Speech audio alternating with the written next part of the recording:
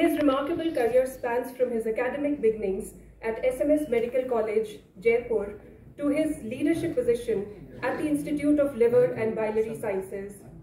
Committed to the care of millions affected by liver and metabolic disorders, Dr. Sarin is rightfully hailed as a healthcare luminary. Let's give a big round of applause to Dr. Sarin.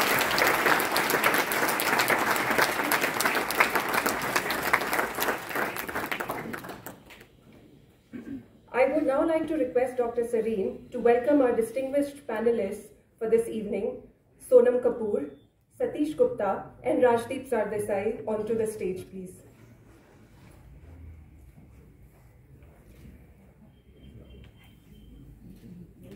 Sonam Kapoor stands as an emblematic figure in Indian cinema, boasting a remarkable journey that spans over 15 years, during which she has established herself as a national award-winning actress, known for her diverse filmography and iconic fashion sense.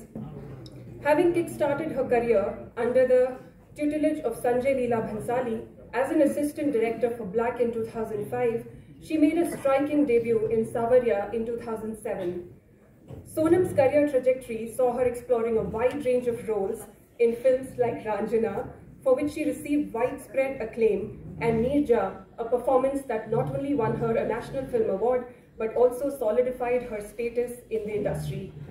Vocal about social issues and a fervent supporter of various causes, Sonam's off-screen endeavors reflect her commitment to making a difference.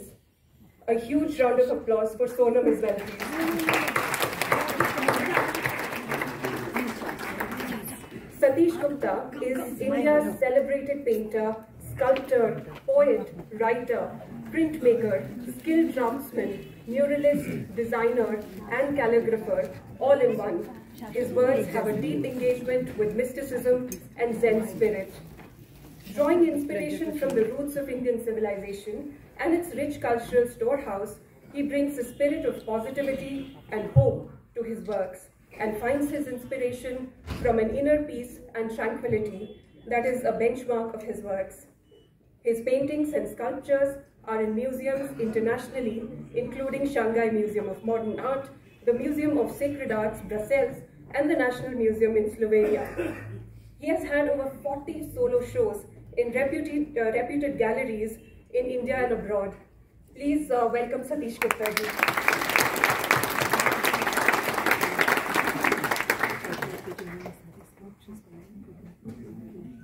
Rajdeep Sardesai is a senior journalist, author, columnist, and news presenter with more than 30 years' experience in print and television news. Having begun his career with the Times of India in 1988, Rajdeep moved to NDTV in 1994. He was the founder editor of the IBN 18 network, which started news channels like CNN, IBN. He is currently a consulting editor with the TV Today network and anchors a flagship primetime show.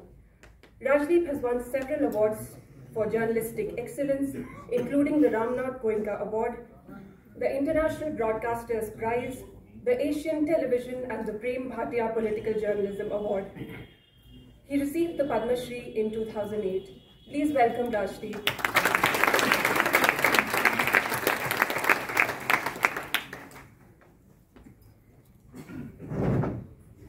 I would now like to invite Mr. Rajiv Berry, Managing Director of Bloomsbury India, to say a few words.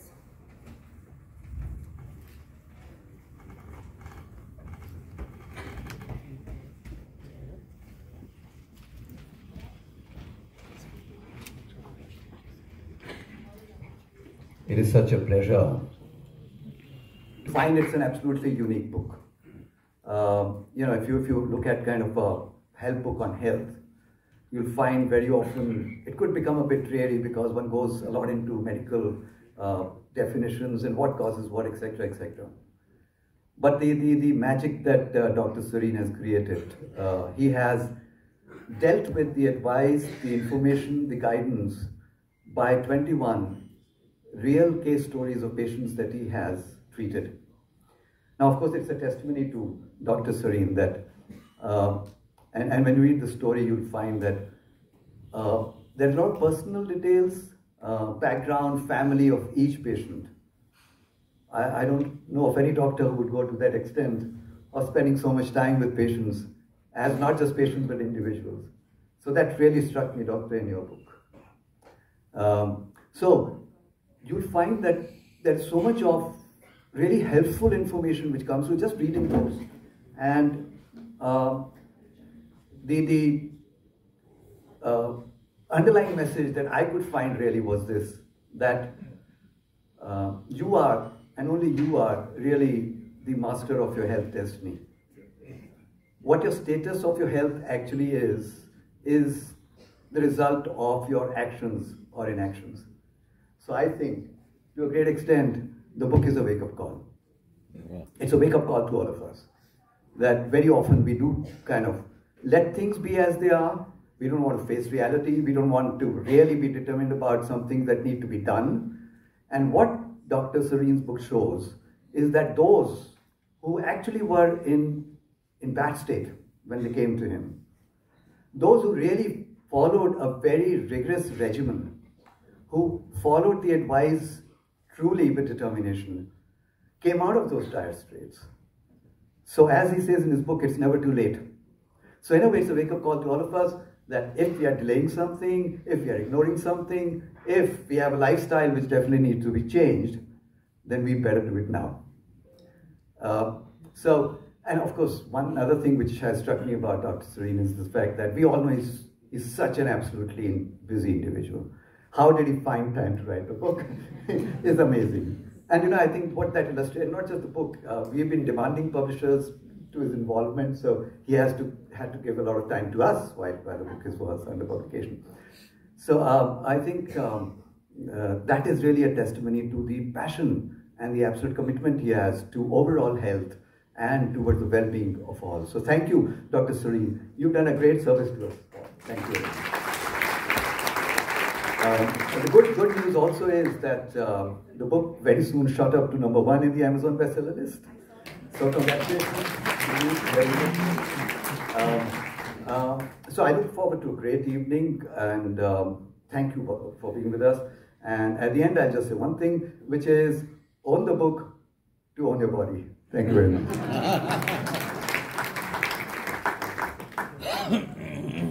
Thank you, Mr. Berry. And I think a lot of people have already owned the book today. So may I now please request Mr. Krishna Chopra, Editor-in-Chief of Bloomsbury India, to deliver the publisher's address and also to introduce the book.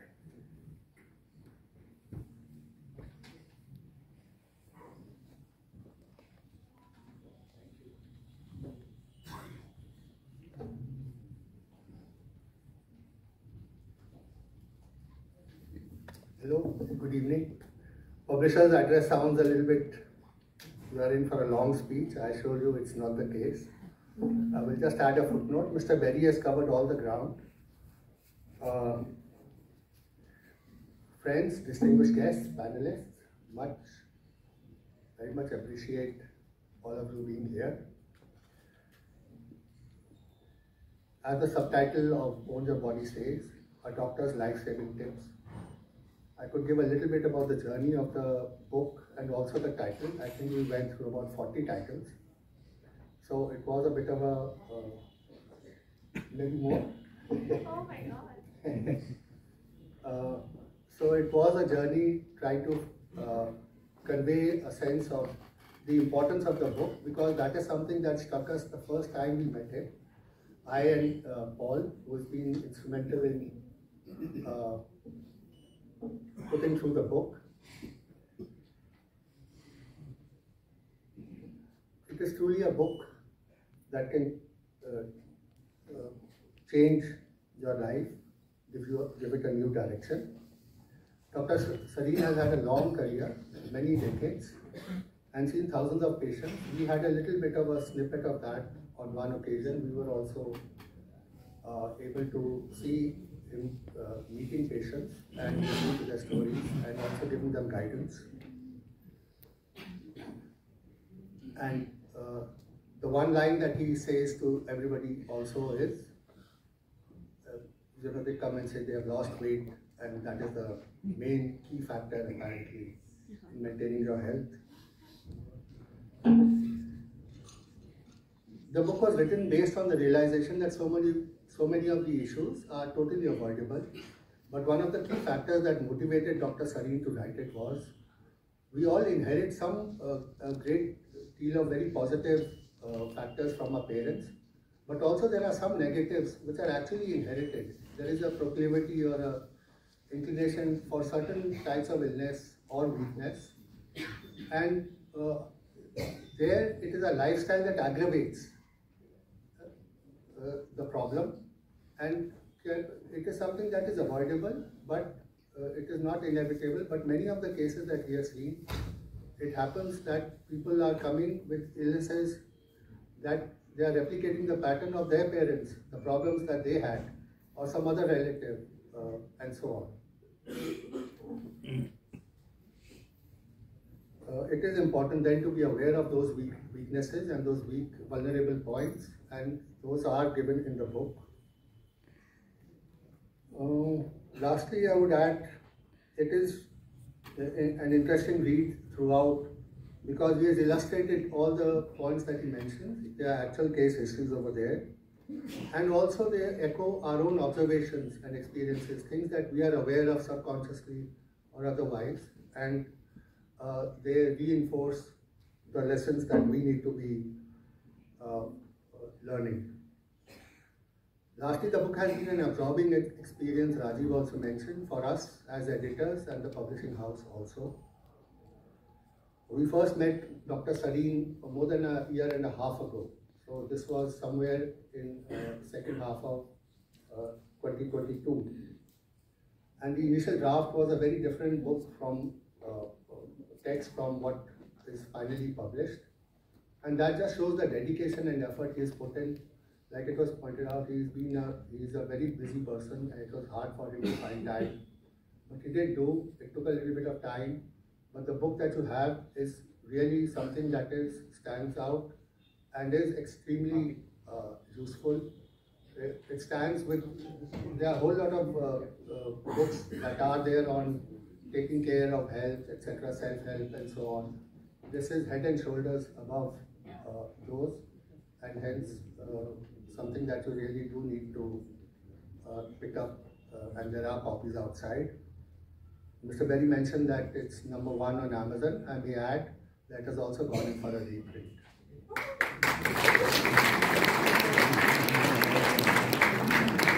Thank you.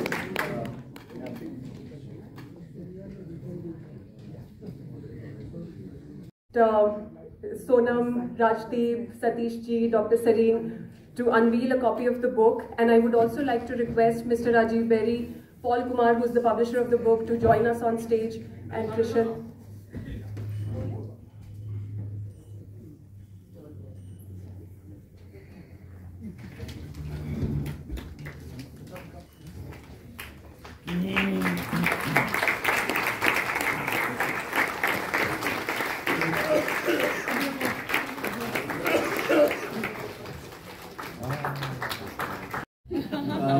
Because it was very clear that all the fatty liver that we accumulate and all the oily food that we eat as part of our great Indian diet, and the triglycerides that simply add up, particularly for politicians when they have to eat at street corners, is something I have to probably look to find another life and do something else. So, Dr. Sarin, thank you for that wake-up call. I will now just put the plate in front of a television camera and pretend to eat, which is probably a better way of ensuring that I don't have to come to you very often. But as a result, the book, which was rightly mentioned, the word wake-up call was used. It is really a wake-up call for many of us who perhaps treat health issues as not significant to our lifestyle choices that we make. And I think Dr. Sarin deserves a huge round of applause for putting it in such simple language, which is very important for a new generation to understand the importance of health. I don't know how you managed with all your other work to put the book together, so kudos to you, sir. But I'm going to start, and then I'll expand it to Sonam and Satish Gupta ji with you, Dr. Sarin, because there was this word in the book that you used which struck me. You use the word gene patri. You know, instead of Janam Patri, you use the word Gene Patri, Gene, and almost seem to suggest that many of the ailments that we suffer from are hereditary. And that worried me again, because as my father grew older, he did grow, he was a cricketer in an age when fitness didn't matter. So he grew, his midriff expanded over the years, and I sort of thought to myself, I need to do something. But do you really believe that your gene patri determines many of the ailments that we have? Thank you, Rajdeep. First, to be able to find time, I know your shows start at 9 and the whole country waits for the new bombshell that you throw or make people worry. No, sir, that I will clarify before you go any further. If you want to live a long life, don't watch television news. There are only two circumstances you should watch television news: if you have low blood pressure and you want to increase it, or someone at your home is in some state of coma and you need to wake him or her. Go ahead. Well, and I knew while you would be coming, I knew your plates during the election campaigns might change. They may become smaller, or they may have different things on the plate now, whether you go to Kerala or you go to Bihar. So, well, you and I are on the same wavelength. And thirdly, thanks to everyone who has joined here, despite this being a working day, a Monday. And I would like to make this as a special thank you note.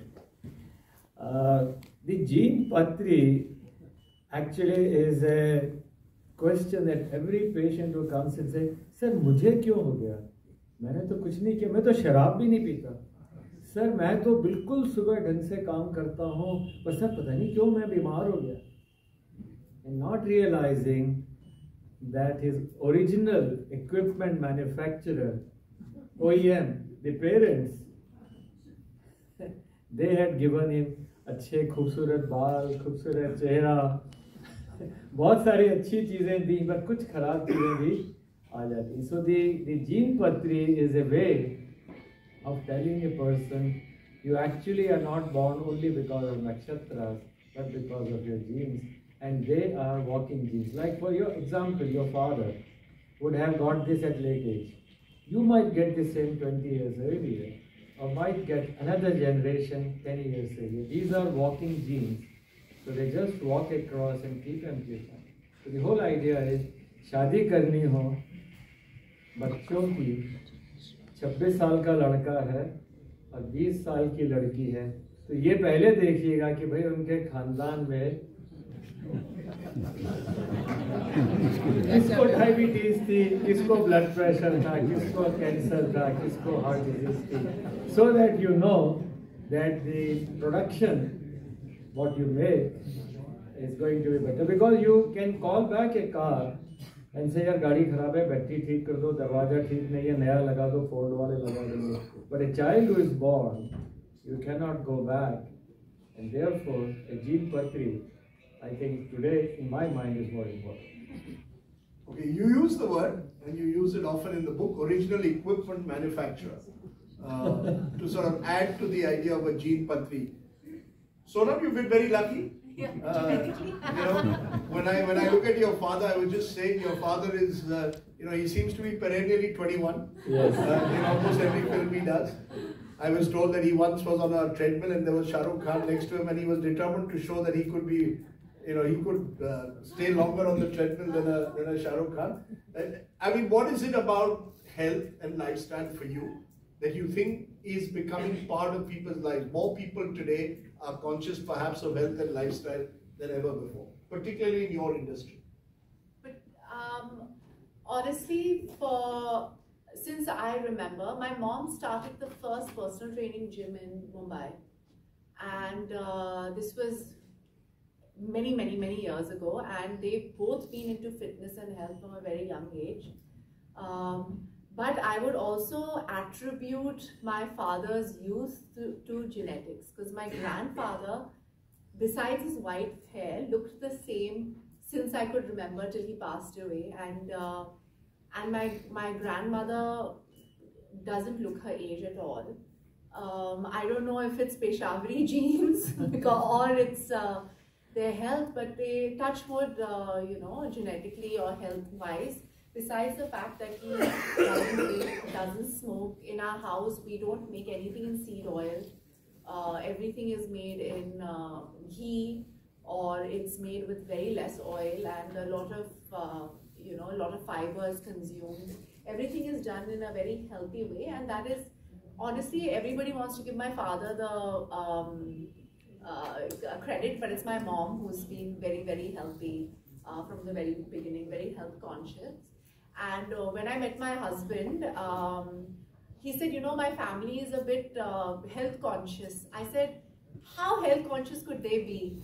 And then I realized I was getting married into a similar sort of family, where everything, my mother and my father-in-law are very, very similar in terms of the way they eat. They don't eat dinner. My mother will have just a soup. My father-in-law also just has soup in the night. And it's a very, very collectively health conscious family. And my dad would love to indulge sometimes, and he will not say this to you, but my mother kind of controls him like a very good Indian wife. I agree with all you say, except the Peshawari Kapoors. You see, I can show you other Peshawari Kapoors, especially who had a very different lifestyle. I mean, if you read Raj Kapoor's lifestyle, I mean, and that of his children, some of whom went to school with us, their life was very different. So alcohol, clearly Anil Kapoor is not quite a Kapoor in that sense. When he says he doesn't have, he doesn't drink. He doesn't drink. But there are three brothers. There's Boni Chachu, my Sanjay, and my father. My father is an extreme where he doesn't drink or smoke or doesn't do anything. Boni Chachu loves the good life. He loves to eat. Occasionally he likes a drink, and Sanjay Chachu is the moderate one in between. But they all are, good-looking, healthy men taking care of themselves. Fair enough. Mr. Gupta, Rajdeep, as a creative person, I mean, when you read a book like this, does it frighten you that you don't have enough time perhaps to think about the issues that Dr. Sarin raises in the book, the need perhaps that kind of self-discipline that you surely must be bringing to your heart to actually bring to ensuring that you're physically in shape, that you don't have to go to the doctor? Well, Dr. Sarin has been very kind to me, and he always makes me lose weight. That's a constant mantra. And I put on weight, and then I go to Prakriti Shakti, and I come back. And the day I come back from Prakriti Shakti, I've lost like 4 or 5 kilos, and I want to go and see Dr. Sarin. But he's always busy at that time, and never get to see him at that point. But yeah. So I think it is very important to keep your body as fit as you can. And I think being a creative person, I think, and also doing sort of very monumental sculptures, it really takes energy to create something like that. And if your body is not helping you, then you cannot create. So I think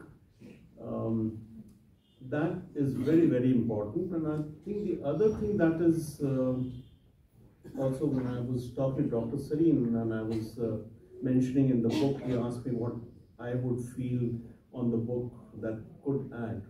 And I think one of the things that I really feel is the mind over matter. And if you keep a positive outlook onto the whatever problems you have, I think it makes a huge difference. Interesting, because there are, Dr. Sarin in this book uses a lot of case studies to amplify his point, real life case studies, because he comes across all kinds of patients. But you have this one particular case study, doctor, which I want you to expand on, because again, that is worrying for a number of people. The person comes to you, says, I am 33, I boozed only briefly, but my liver has packed. Could it be because of my alcoholic father? And again, that leads you to wonder whether a father's metabolism or the choices that your father has made when he was around, do they decide a son's fate? And how does a son then come to terms with that? Well, This is 33 actually is an older version. We have patients now who are 22, 24, 25 right now with us. They drank alcohol and they need a liver transplant. Oh my God. This was never there before. That a 22 who drank only for 5-6 years or 4 years maybe and is now so sick. And then you keep asking yourself, भाई तुमने क्या पढ़ाई की, क्या समझा कि तुम ये समझ नहीं पाए कि ये इतनी young age में कैसे इतना बीमार हो गया. Girls at the age of 28, so sick. And the reason is, as rightly said in this story, is that if the father was drinking, you pass not only the genes which make your amplified. For example, let me give you a simple example. ये कहानी शुरू कैसे हुई? मेरे पास एक सरदार जी है.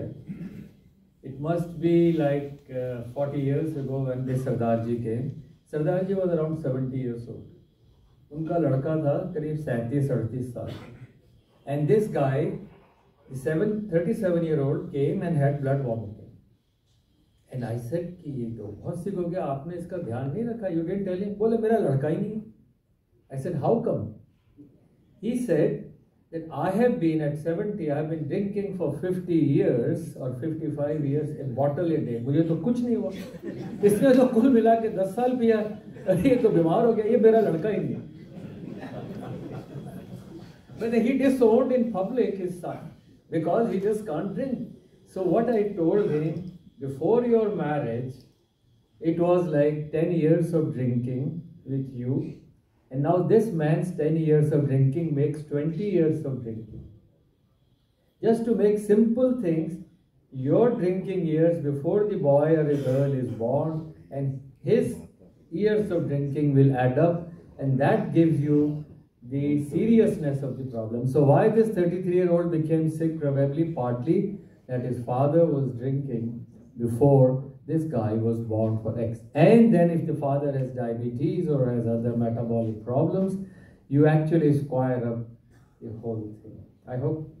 Yeah, because in I think in one of the chapters, I think chapter 13, you try and connect it to the next generation where you say, I want a second child, or the parent comes or the mother comes and says, I want a second child, and as a doctor you say, first be fit. You know, that's not a, you know, parents may not necessarily accept that easily. Yeah, that is probably the main core of this book. Don't produce if you're not healthy.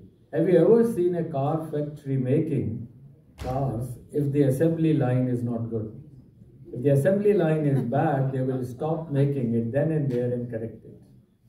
So here, in this story, was a real story of a young lady who was otherwise lean and thin. She grew up in Jharkhand, and then when she became pregnant first time, she went to Chennai and she had put on 20 kgs.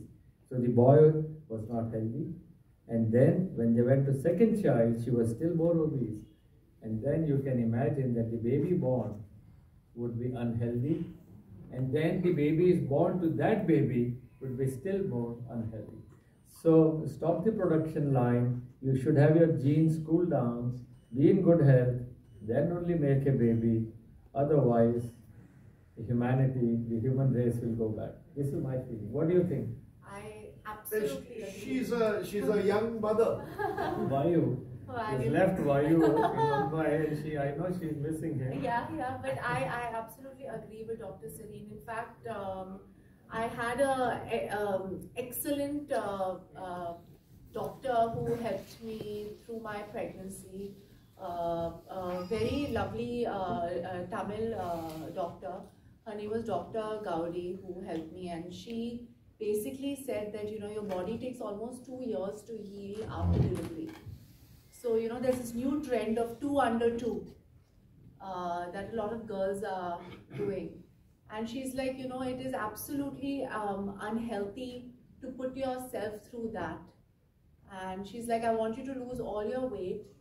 And then exactly 2 years after you've delivered your child is when you should start trying, if you want to try again.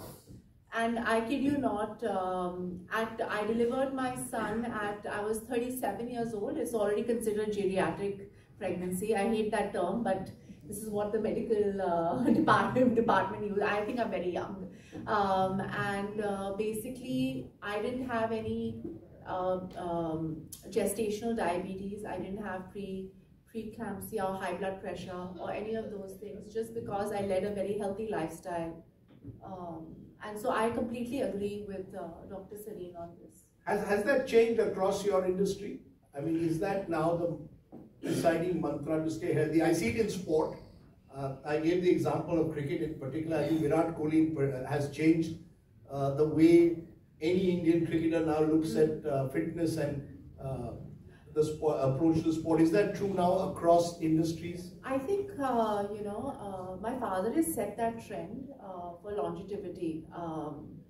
In terms of, everybody is like, oh, look at how healthy he is, and then obviously the generations after that have also tried to do their best. I see everybody, there are all the paparazzi pictures of girls and boys coming in and out of gyms all the time, and I think that sets a good example for people. Is obesity, doctor, the key? Is in your book you seem to suggest that obese people are at the risk of fatty liver, diabetes. You even seem to indicate that diabetes is a liver disease, which is something which I didn't know of, and is one of the many discoveries through your book. But that obesity is at the root of most problems. Well, it is one of the main culprits. But हर मोटा आदमी बुरा नहीं है. हर हलवाई या जो बैठ के खिला रहा है वो unhealthy नहीं है. The story is this man whose parents were not unhealthy and he is overweight, he can survive. उसके mother, father, grandmother, nana, nani सब healthy थे, then it is okay. But if this guy who is so overweight and obese, his children with slight insult will become sick, and the grandchildren will become much sicker because of him. So he may be the beginning of a bad generation. So obesity for him may be still okay, but for the next 2 generations he will be a sort of curse. Number 2, for himself he may survive, but any insult on him like alcohol or fever or taking pills, in this there is a story of people popping pills for nothing, slight headache, a pill, slight knee pain, pill. So these people have a bad soil. Their liver is bad, they have fat in the liver, which is a bad soil.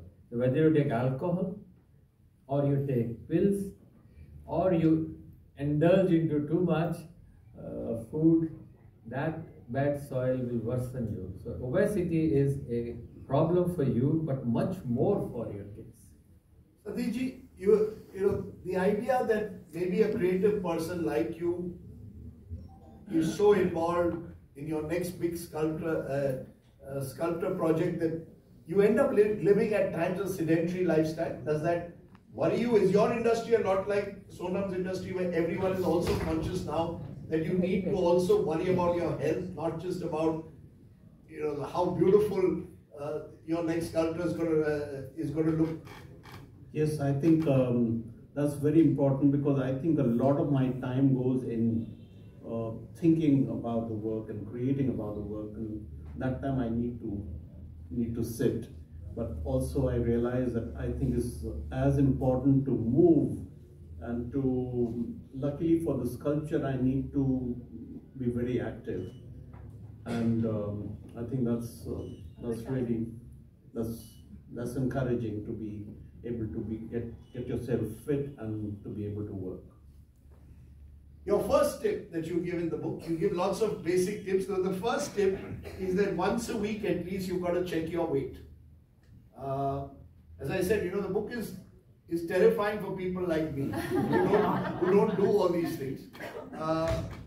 But you seem to suggest, look in the mirror, look at yourself every day, almost as if to suggest that push yourself to become more disciplined and worry about weight. again, that seems to be the central theme that runs through the book. That unless you manage your body fat, you're not going to live a healthy lifestyle. But we live in a country called India, where everyone, the halwai is out there, there are, the sweet meat. You can't enjoy the idea of being Indian without experiencing what Indian food is about. And you seem to be telling us, don't do any of that, don't go for street food, don't have all that sugar. Or is it just don't have it in excess? No, I never said don't enjoy life and don't eat all these things, but be your own chartered accountant. The thing what you take, you must burn, otherwise you will always have an income tax rate. You will have. So if you take excess inside and you don't spend it, you're gone. But just before you go, may I ask most politely, how many of you weigh yourself once a week? Please raise hands.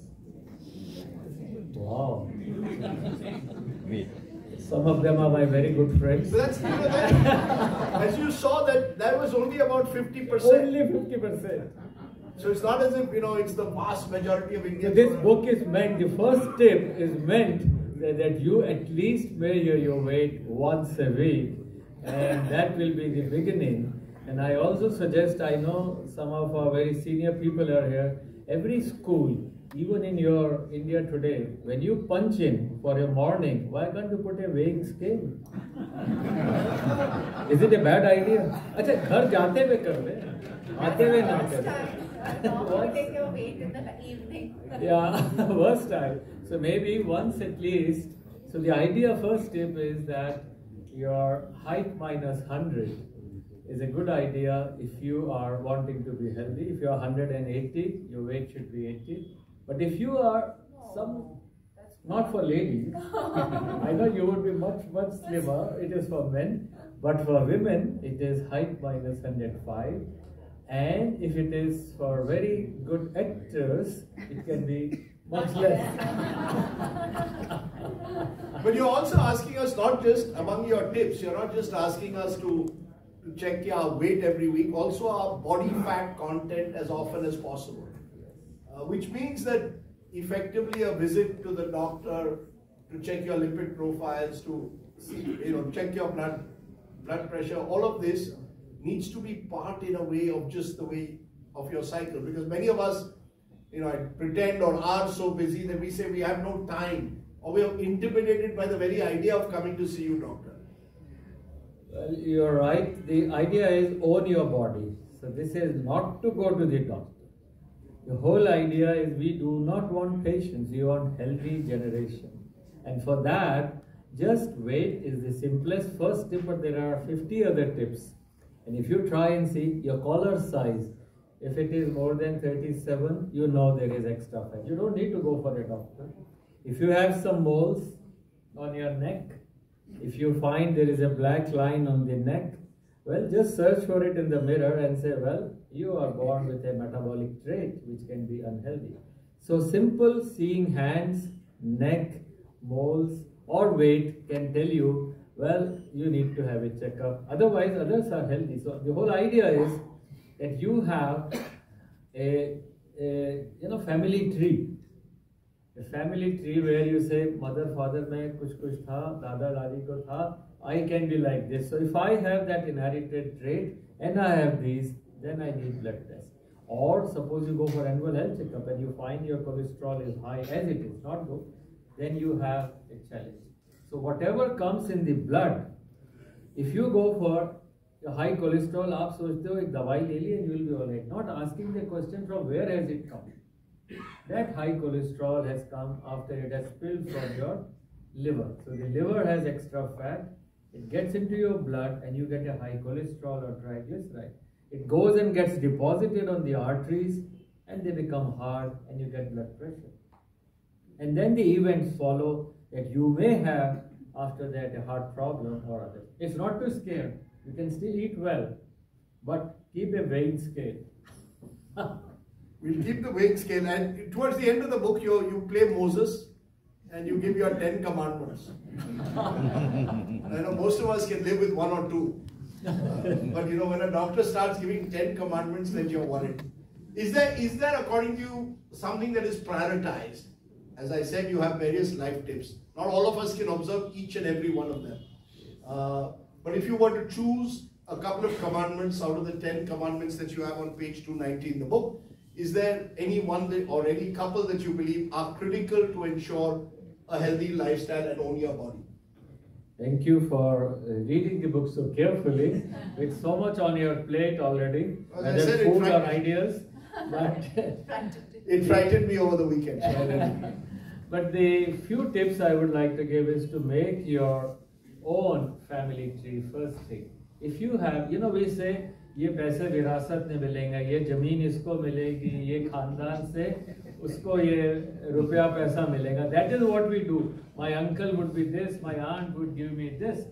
But you also say what you have got and virasat from your parents. So first make your family tree. That's the first thing. And if you are amongst those somewhat not so fortunate, then you say, okay, both parents had this, I'm in the red line. None of the parents had any of the problems of grandparents like Sonam's. You are in the green lane. You don't have to worry. You only have to maintain the green light, green lane. But if you are in the red or in yellow, so my first commandment or suggestion is that please identify how you are manufactured or wired. And second, the very important is the matriarch, the mother in the house should lead by example. There should be a family business. Health should be a family business. On a Sunday, they all sit together and say, look, you are not healthy or you are healthy. You should eat this, and then we enjoy. The matriarch, the head of the family, the lady should be the one who should command. You can earn, the men would earn, but the lady should run the family. I hope you like it. The third is keep an hour for yourself and have a good dinacharya. Dinacharya means sleeping early and getting up early. I know it's for you, it is very difficult, but if you want to be Shatayu, Dirgayu, Nirogi, and still enjoy life and have the pleasures, I would strongly recommend that a very good dinacharya. How long should one sleep in the night? That's a vital question. For a baby, maybe 10 hours, but for people like us, at least 7 hours plus. Don't think by sleep, except for some very, senior people in the country, the common thing is at least 7 hours plus sleep. It should be a restorative sleep. It should make you fresh in the morning. If it is not, so दुनिया में 2.5 सुख हैं. 2.5. पहला सुख निरोगी काया, दूसरा सुख रात को अच्छी नींद आए, बाकी आधे में सारी दुनिया. If I sleep less than 7 hours, I'm tired. Less than 7? Yeah. So you agree with me? I completely agree with you. Wow. No, because I come from Goa, doctor, where we have a practice that we have to have our siesta compulsory 1 hour.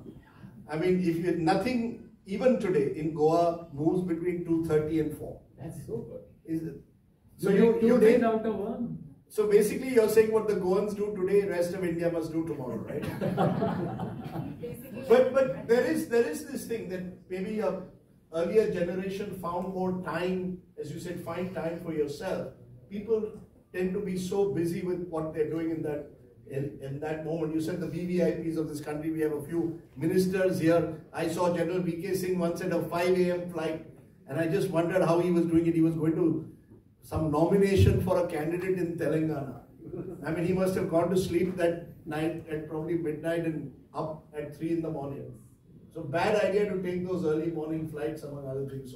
Yeah, sometimes we have to work through the night when we are filming, and the din ki jo neend hoti hai is not the same as a night sleep. And when I was shooting for Nirja, it was 40 nights that I had to stay up, and they were 17-hour days, and I felt very, very sick after that. And so just having the circadian rhythm correct. Right. Yeah. You know all the terms? Yeah. You're a half doctor. Half doctor, please. Circadian rhythm. I have to be a doctor. It's a very difficult job. But essentially what you're saying is own your body.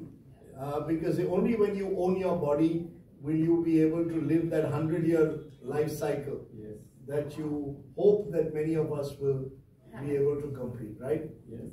Okay, that's given us a sense of what the book is about. I think it's great to have Sonam and Satish Gupta here, two iconic figures in their respective fields who've shown the way to creativity and being disciplined as role models. So thank you both very much. I'm going to have 10 minutes with Dr. Sarin for Q&A that the audience would like, but give him a very big hand and all our guests here.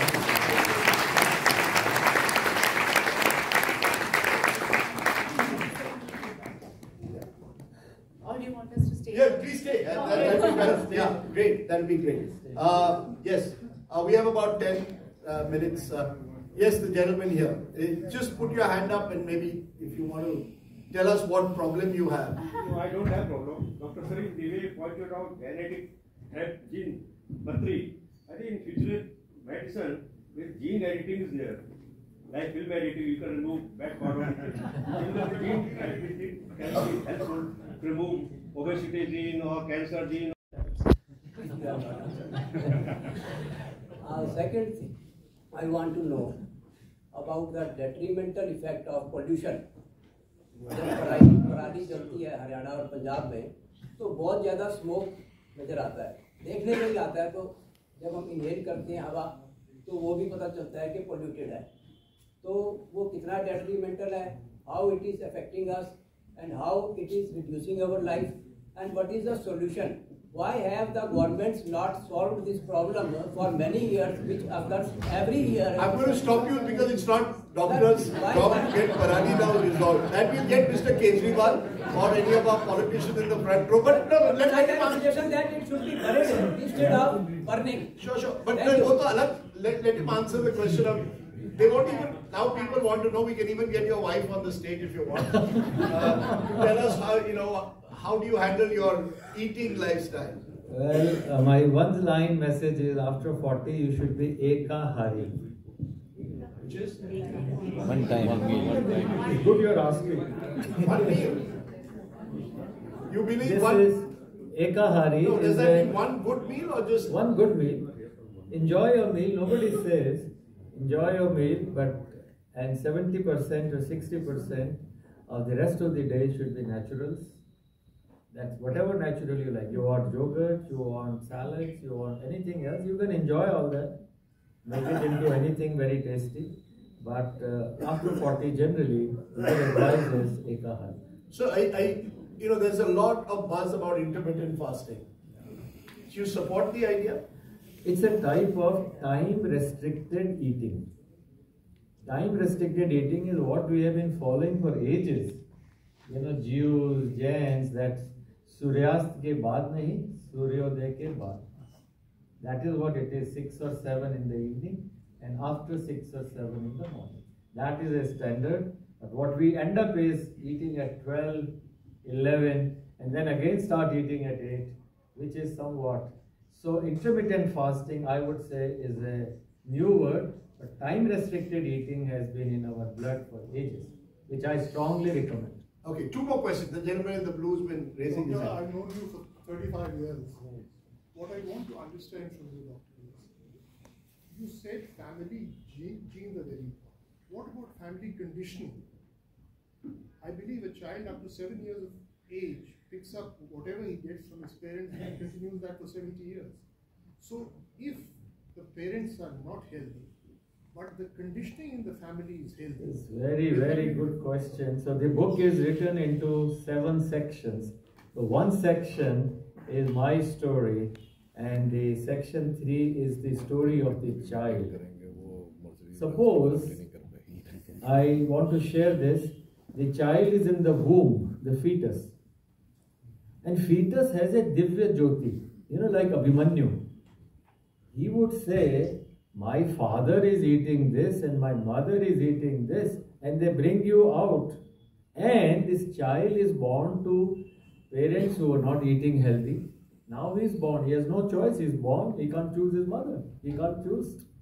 Now after birth, He doesn't know what to eat, what he should not eat. And they are fed ice cream, colas, which is exactly, it is written, the first 10 years of life of a child is the responsibility of the head of the family, the lady.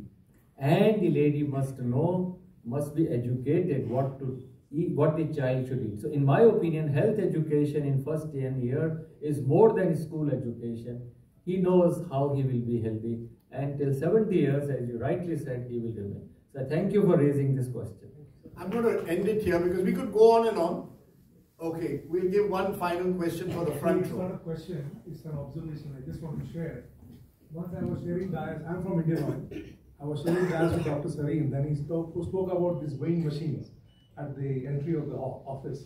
So after that, we contacted the Indian Railways. The Purana machine, that big machine where we used to put a coin. So we got those machines installed in the office. People pay $5. There's a record of the weight and some fortune also. So I think that has really worked wonders. Thank you very much. I think we could go on with all kinds of health tips. The better way is just read the book first. And then if you have more queries, you can always go to Doctor. I think one of the great things about Dr. Sarin is his openness to ideas, to meeting people. I recall during COVID, you could ring him up at 8 o'clock in the evening and you could ask him something, and he would by 9 o'clock come up with what could be done. And I think that's wonderful for a doctor who's always available to his patients. And that represents, I think, the reason why so many came, and so punctually, Doctor. I don't think there's ever been a book release where the hall was full even before 6 p.m. And I think that's a tribute to your generosity of spirit.